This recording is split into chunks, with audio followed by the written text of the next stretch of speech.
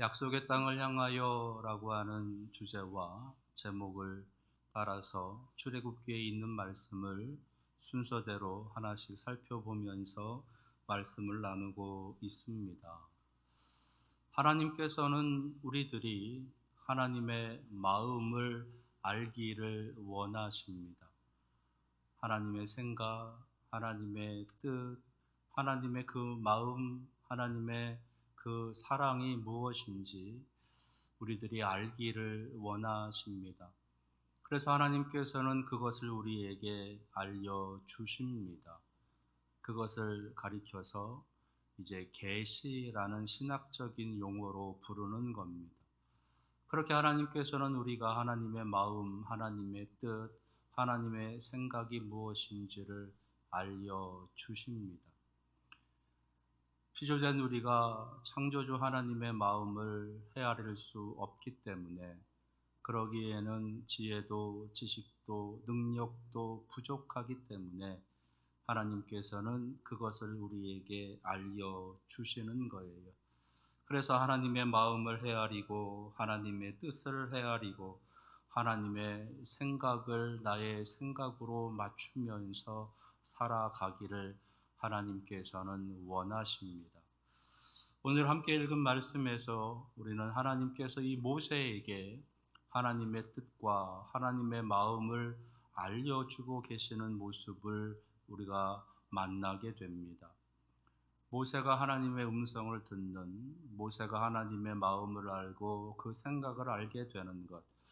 그래서 성경학자들은 이 출애굽기 3장 오늘 함께 읽은 말씀을 모세의 소명장이다. 모세를 부르시는 하나님을 이제 만나게 된다라고 하는 것을 알려주십니다.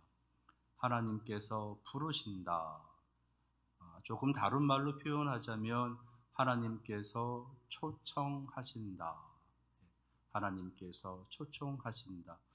그러니까 오늘 함께 읽은 말씀은 하나님께서 모세를 초청하고 계시는 그 내용이 담겨져 있는 거지요. 그러면 하나님께서 이 모세를 어떻게 초청하고 계시는가? 하나님이 초청하고 계시는 그 모습은 어떤 모습인가라는 겁니다. 그 첫 번째는요, 평범한 일상 속에서 초청하고 계십니다. 평범한 일상의 삶을 살아가는 그 모세를 하나님께서 초청하고 계십니다. 오늘 1절, 2절에 있는 말씀을 보면 이 모세가 양떼를 치고 있다라고 하는 기록, 그리고 호렙이라 불리는 그 산에서 떨기나무를 보고 있다라고 하는 것, 그 모습을 우리에게 알려주고 있어요. 미디안이라고 하는 곳에 모세가 들어간 지 40년의 세월이 지나가고 있는 겁니다. 미디안 광야에서 모세가 주로 하고 있는 일은 그의 장인 이드로의 이제 양떼를 치는 일이에요. 양떼를 몰고 이리저리 목초지가 있는 곳으로 옮겨 다니면서 이제 양들을 이제 먹이는, 그리고 양들을 돌보는, 보호하는 일을 이 모세가 하고 있는 겁니다. 그런 기간이 40년이라는 세월이 흘렀다라는 거지요. 그러니까 이 모세가 40년 동안 미디안이라고 하는 곳에서 가보지 않은 곳이 어디 있겠느냐라는 겁니다. 그리고 오늘 모세가 말하고 있는 이 호렙이라고 하는 산은 해발이 2290m에 달하는 높은 산이에요. 그러니까 미디안 그 지역에 어디서든지 볼 수 있는 커다란 산이다라는 겁니다. 그 산을 늘 바라보면서 목초지 여기저기를 다니면서, 그리고 그 지역에 가장 흔했던 나무가 떨기나무였는데 그 떨기나무도 곳곳에서 바라보면서 그렇게 살고 있었다라는 겁니다. 아침에 일어나서 양떼를 몰고 나갔다가 저녁에 또 돌아오고 또 다른 곳으로 몰고 나갔다가 또 돌아오고, 그러면서 호렙산도 바라보고 떨기나무도 바라보고 많은 자연, 동물들, 식물들도 바라보고 이렇게 생겼구나 저렇게 생겼구나 감탄하면서 그렇게 40년이라고 하는 세월을 보냈다라는 겁니다. 아주 일상적이고 아주 익숙하고 아주 평범한 그런 일상의 삶을 살아가고 있었다라는 겁니다. 어디서든 바라볼 수 있는 호렙산, 어디서든 볼 수 있는 떨기나무, 어디서든 볼 수 있는 양들과 목초지, 그런 것들을 다 두루두루 다니면서 그러한 평범한 삶을 살고 있었다라는 겁니다. 그런 평범한 일상의 삶을 살아가던 이 모세가 오늘 아주 특이한 장면을 하나 보게 되는 거예요. 그냥 쉽게 넘어갈 수 있고 그러려니 하고 넘어갈 수 있는 떨기나무라고 하는 그 나무에 불이 붙었는데 그 나무가 타지 않는 참으로 희한한 장면을 보게 되고 그것을 궁금해하고 내가 그곳에 가서 그 나무가 왜 그런지를 봐야 되겠다라고 호렙산을 오르게 되는 겁니다. 그렇게 하나님께서는 모세를 평범한 일상 속에서 부르고 계신다. 그렇게 초청하고 계신다라는 거예요. 평범한 일상의 삶을 살아가는 우리들의 모습도 바로 여기에 그대로 투영되어지는 겁니다.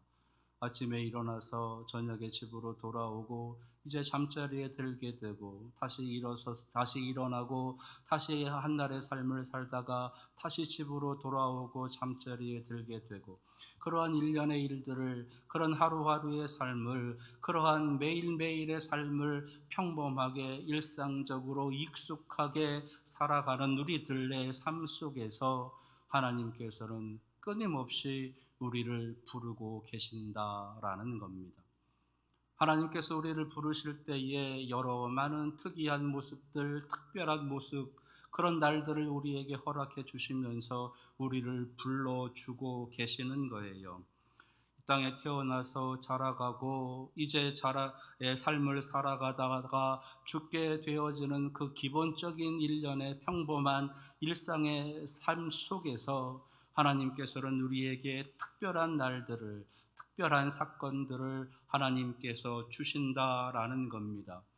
진학의 일이라든지 취업의 일이라든지 결혼, 출산, 진급 또는 승진, 이사와 이민 등등에 벌어지고 있는 그러한 특별한 일들, 그리고 여러 실패와 좌절, 여러 가지 사건, 사고를 만나게 되고 많은 질병 가운데 거하며 살기도 하고 기상이변으로 인한 자연재해와 같은 안타까운 일도 만나게 하고 코로나19와 같은 생각지도 못했었던 삶의 제약도 만나게 하시면서 이러한 특별한 날들을 우리의 인생 가운데 우리의 평범한 인생 가운데 하나님께서 허락하셔서 하나님의 부르심을 하나님께서 우리에게 말씀하고 계시다라는 것이에요. 추석이나 설 또는 여러 많은 추도일들, 부활절이나 맥주절, 추수감사절, 성탄절 등등의 여러 많은 절기들, 그리고 우리가 인생 살아가면서 만나는 우리의 개인적인 기념일들, 생일이라든지 결혼기념일, 회갑일, 은혼식, 금혼식, 백일, 돌 등등 여러 많은 기념일들을 통해서 하나님께서는 우리로 하여금 하나님의 마음을, 하나님의 생각과 그 뜻을 알기를 원하셔서 부르고 계신다라는 겁니다. 여러분들은 이 많은 평범한 일상들 속에서 우리에게 특별한 날들로 허락해 주고 계시는, 특이한 날들로 허락해 주고 계시는 그 날들을 만날 때 하나님께서 나에게 왜 이런 날을 허락해 주고 계실까? 하나님께서 왜 나로 하여금 이러한 삶을 살게 하실까라고 하는 질문을 던져 보셨나요? 1년을 살게 하시고 2년을 살게 하시고 3년을 살게 하시고 하나님께서 이 코로나 가운데 왜 이 땅의 백성들의 모습을 여전히 이렇게 삶의 제약 가운데 인도해 가고 계실까? 삶에서 만나게 되는 여러 많은 사건, 사고들이 왜 우리들 앞에 끊임없이 펼쳐지고 있는 것일까? 이러한 질문들. 평범한 일상의 삶을 살아가면서 만나게 되는 이 모세가 만나고 있는 이 특이한 모습처럼 우리들의 삶 속에 들어오는 특별한 날들, 특이한 날들, 그 날들이 하나님의 부르심이다라면 우리는 그 속에 담겨져 있는 하나님의 마음을, 하나님의 뜻을 헤아릴 수 있어야 될 것입니다. 여러분들의 평범한 날들 속에서 특별한 날들을 허락하시며 여러분들을 초청하고 계시는 그 하나님의 마음을 헤아릴 줄 아는 여러분들 될 수 있기를 바랍니다. 두 번째로 하나님께서 모세를 부르시고 계시는 그 초청의 모습은요, 하나님의 마음으로의 초청이에요. 조금 다른 표현으로 하면 하나님의 사랑으로의 초청인 겁니다. 오늘 5절에 있는 말씀을 보니까 하나님께서 모세를 향해서 내가 선 곳은 거룩한 땅이다 라고 하시는 말씀이 있어요. 지금 네가 서 있는 곳이 거룩한 땅이다 라고 하시는 하나님의 말씀이신 겁니다. 여기에는요, 하나님의 이 세상에 대한 마음이 담겨져 있습니다. 모세가 서 있는 그곳이 하나님께서는 그곳을 거룩하다 하고 계시는 거예요. 그러니까 지금 모세가 있는 그곳이, 그 땅이 거룩하다. 이 말씀은 우리가 하나님의 백성으로 살아가는 우리의 삶의 모든 장소가 거룩하다라고 하시는 말씀이신 겁니다. 네가 살아가고 있는 그곳이 거룩하다. 너 있는 곳이 거룩하다. 너의 집, 너의 가정, 너의 직장, 너의 일터, 네가 살아가면서 삶을 영유하고 있는 그 모든 지역이 거룩하다라고 하시는 하나님의 마음이신 거예요. 왜냐하면 그곳에 하나님이 임하시기 때문에, 그곳에 하나님이 역사하시기 때문에, 그곳에 하나님의 마음이, 하나님의 사랑이 가 있기 때문에 그곳이 바로 거룩함이다라는 겁니다. 어떤 이들은 이 세상을 바라보고 이 세상을 향해서 마치 저주받은 땅 같다, 지옥 같은 곳이다 라고 개탄하는 탄식들을 하기도 합니다. 그리고 실제로 지옥 같은 삶을 살아가는 많은 사람들이 있습니다. 지옥을 방불케 하는 수많은 죽음의 모습들이 우리들 앞에 펼쳐지면서 이 땅은 정말로 저주받은 땅인가? 정말로 지옥 같은 것이 이 땅의 모습인가? 라고 우리의 마음을 아프게 합니다. 그래서 이런 세상 빨리 떠나야 되겠다라고 하는 삶의 의지를 꺾고 인생을 포기하려고 하는 안타까운 그러한 절망의 모습들, 저주의 모습이 우리들이 살아가는, 우리와 더불어 살아가는 수많은 사람들의 모습 속에서 나타나고 있다라고 하는 것이, 그래서 우리들도 어느샌가 세상은 더럽다, 세상은 추하다, 세상은 악하다, 세상은 저주받았다, 세상이 지옥이다, 지금 우리가 사는 곳이 지옥이다, 그렇게 간주하고 있는지도 모르겠습니다. 그런데요, 하나님께서는 오늘 그 땅이 바로 거룩한 땅이라고, 그 땅을 내가 사랑한다고, 그 땅에 살아가고 있는 사람들을 내가 사랑한다고 하나님의 마음을 보여주시면서 우리를 초청하고 계시는 겁니다. 내가 사랑하는 그 사랑으로 그들을 사랑해 줄 수 있겠니? 내가 아끼는 그 마음으로 그들을 아껴 줄 수 있겠니? 라고 하시면서 그들이 거룩함을, 그들에게 하나님의 사랑을 받아들일 수 있도록 너희들이 나아가서 그렇게 사랑해 주라고 말씀하고 계시는 거예요. 여러분들은 이 세상의 모습을 바라보면서 어떤 마음을 갖고 계십니까? 혹시 말씀드렸던 것처럼 지옥 같은 세상, 지옥을 방불케 하는 그런 엄청난 악이 가득한 땅이라고 하는 낙인을 찍고 계시는 건 아닌지요. 하나님께서 오른날 베드로에게 한 환상을 보여주십니다. 하늘로부터 커다란 광주리가 내려와요. 근데 그 광주리에는 여러 많은 짐승들이 담겨져 있습니다. 하나님께서 그 광주리에 담겨져 있는 짐승들을 잡아 먹으라 하십니다. 그런데 막상 받아서 그 짐승을 보니 하나도 먹을 수 없는 전부 다 부정한 짐승들이 담겨져 있는 것입니다. 그래서 베드로가 하나님께, 하나님, 이건 우리가 먹을 수 없는 겁니다. 정결하지 않은 짐승을 제가 어찌 잡아먹을 수 있겠습니까? 라고 거절을 합니다. 그런 환상이 3번이나 연거푸 이제 베드로가 그 환상을 보게 되고 하나님께서는 끊임없이 베드로에게 잡아먹으라고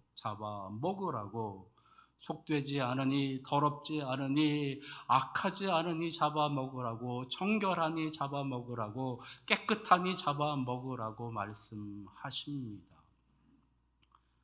내가 정결하다고 하는데 네가 왜 더럽다고 하느냐? 내가 깨끗하다고 하는데 네가 왜 악하다고 하느냐?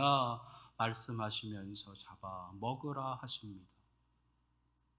그 환상을 보고 그가 잠에서 깨어서 이제 고넬료라고 하는 백부장의 집에 가게 되고 거기서 하나님의 말씀을 전하게 되고 그 고넬료의 가정에 하나님의 성령이 임하게 되는, 그래서 이방인에게도 복음이 증거되어진 놀라운 역사가 사도행전에 기록되어져 있는 겁니다. 지옥 같은 삶을 살아가는 우리 주변에 많은 사람들이 있습니다. 그들의 죄악 때문이기도 할 것이고, 아니면 사탄의 죄악으로 인한 그 결과가 그 무서움의 모습이기도 할 것입니다. 그러나 하나님께서는 그러한 삶을 살아갈지라도 그들을 내가 사랑한다고, 그들을 내가 깨끗하다라고 하나님께서는 말씀하고 계시는 거예요. 그 마음을 여러분들의 마음으로 받으시기를 바랍니다. 그 하나님의 생각을 여러분들의 생각으로 바꾸시기를 바랍니다. 하나님께서는 그래서 우리를 평범한 일상 속에서 하나님의 마음을 보여주시며 우리를 초청하고 계시는 겁니다. 오늘 이 하나님의 마음이 여러분들의 마음에 들어가기를 축원합니다. 3번째로 하나님께서 보여주고 계시는 모세를 초청하는 모습은요, 살리는 삶으로의 초청입니다. 살리는 삶으로의 초청. 오늘 5절, 9절, 10절에 있는 말씀을 보면 거룩한 땅이다 말씀하시면서 내 발에서 신을 벗어라. 그리고 이제 가라. 애굽에서 인도하여 내게 하리라 라고 하시는 하나님의 거룩한 이스라엘 구원의 명령이 내려지게 됩니다. 이스라엘을 구원하시기 위한 하나님의 거룩한 도구로서 하나님께서는 모세를 부르고 계시는 거예요. 그러시면서 내 발에서 신을 벗어라 라고 말씀하고 계십니다. 여기서 모세의 발에서 신을 벗으라라고 말씀하고 계시는 그 의미는 미디안 광야에서 40년, 애굽에서 40년 동안 신고 있었던 그의 신을 벗으라라고 하시는 말씀이세요. 80년의 삶을 자기의 지혜, 자기의 지식, 자기의 힘, 자기의 경험, 자기가 살아온 삶의 방식으로 살고 있었던 너무도 평범하고 너무도 익숙하고 너무도 습관처럼 되어져 버린, 그래서 깊이 타성에 젖어 있는 그의 삶의 모든 신을 벗으라라고 하시는 말씀이신 겁니다. 또한 이 말씀은 지금처럼은 안 된다라는 거예요. 모세가 살아왔었던 삶의 모습으로는 안 된다. 네가 80년을 살아왔었던 그 모습으로는 안 된다. 지금껏 너희들이 살아왔었던 삶의 방법, 삶의 방식, 삶의 모습으로는 안 된다라고 하시는 하나님의 말씀이신 거예요. 그러시면서 벗어라. 내 발에서 신을 벗어라. 그러시면서 이제 가라 말씀하십니다. 어디로? 바로에게 가라. 애굽으로 돌아가라. 그곳에 가서 하나님의 말씀을 선포해라. 하나님께서 내 백성 이스라엘을 내보내라 하신다. 담대하게 외쳐라. 선포해라. 말씀하고 계시는 겁니다.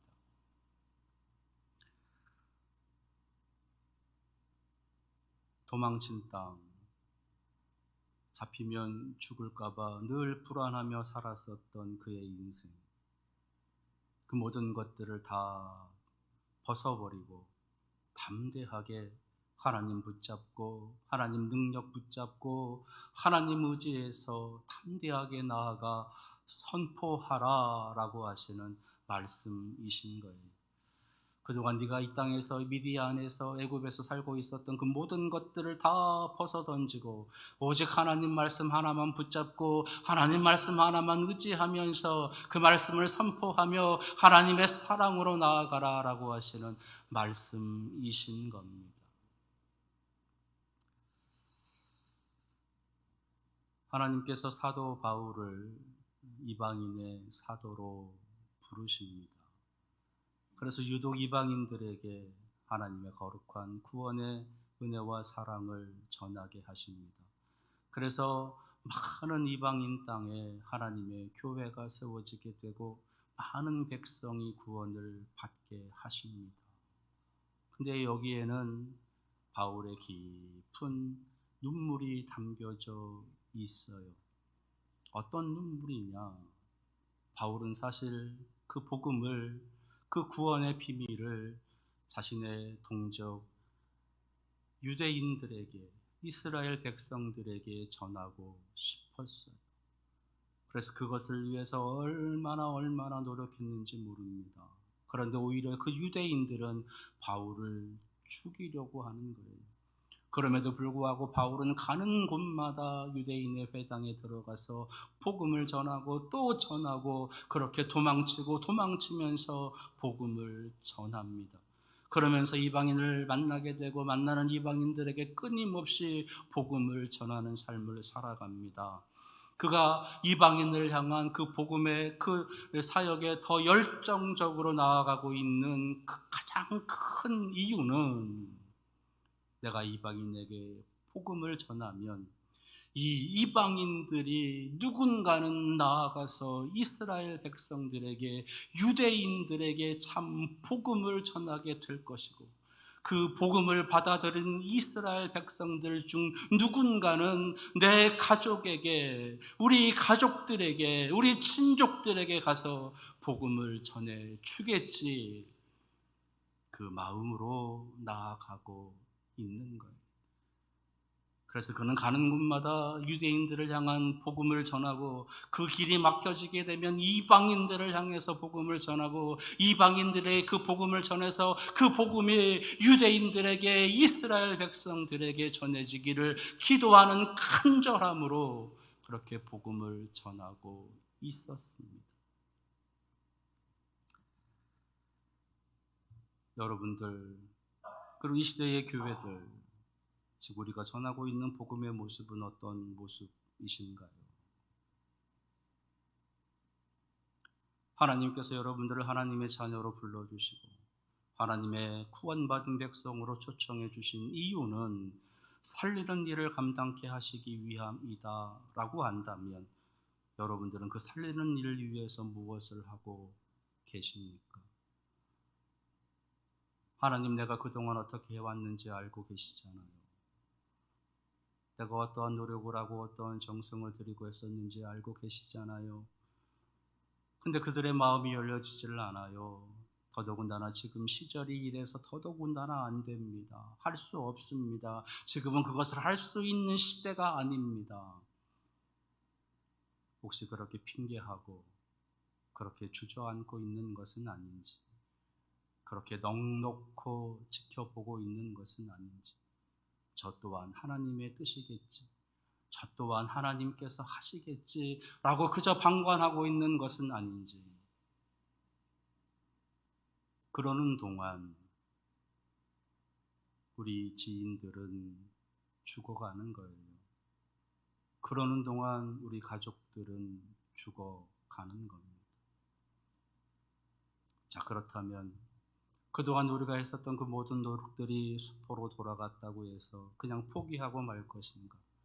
그동안 해왔었던 우리들의 방법, 하나님께서는 이제 바꿔라, 지금처럼은 안 된다, 돌려야 한다 라고 말씀하고 계신다면 우리는 사도 바울과 같은 마음으로 기도하며 우리들 주변에 있는 또 다른 이웃들에게, 또 다른 사람들에게 열정적으로 복음을 전해야 되지 않겠습니까? 여러분들의 입술을 열어서 여러분들의 사랑하는 가족들을 생각하며, 남편을 생각하고 아내를 생각하고 여러분들의 사랑하는 지인들을 생각하며 복음을 선포해야 되지 않겠습니까? 하나님이 당신을 사랑하십니다. 하나님의 사랑으로 돌아오십시오. 예수 믿고 천국 가셔야 됩니다. 전해야 되지 않겠습니까?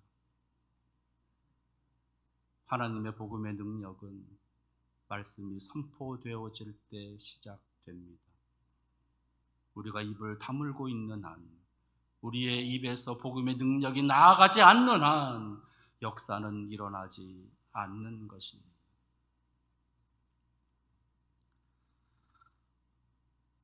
11월 20일 예수님 사랑 한아름 주일을 선포하고 세 가지 기도 제목을 위해서 함께 기도하면서 나아가고 있습니다. 혹시 첫 번째 기도의 제목을 기억하시는가요? 두 번째 기도의 제목을 아시나요? 세 번째 기도의 제목이 무엇인가요? 여러분들의 가족과 지인들, 여러분들 주변에 있는 이웃들, 이 지역 그냥 이렇게 바라만 보고 있으실 겁니까? 초청해야죠. 하나님이 당신을 사랑하십니다. 하나님께서 당신을 오라고 하십니다. 그렇게 초청하고 하나님의 이름을, 예수 그리스도의 이름을 선포해야 됩니다. 그럴 때 놀라운 구원의 역사가 저들의 가슴에, 저들의 마음에, 저들의 영혼에 임하게 될 줄로 믿습니다. 이번 예수님 사랑 한아름 주일을 위해서 사도 바울의 그 눈물의 기도와 눈물의 복음 전도를 마음에 다시 한번 새기시면서 여러분들의 삶 속에서 예수 그리스도의 그 거룩한 이름을 선포하고 그 사랑을 외치며 나아갈 수 있는 우리 교회와 성도가 되시기를 축원합니다. 기도하겠습니다.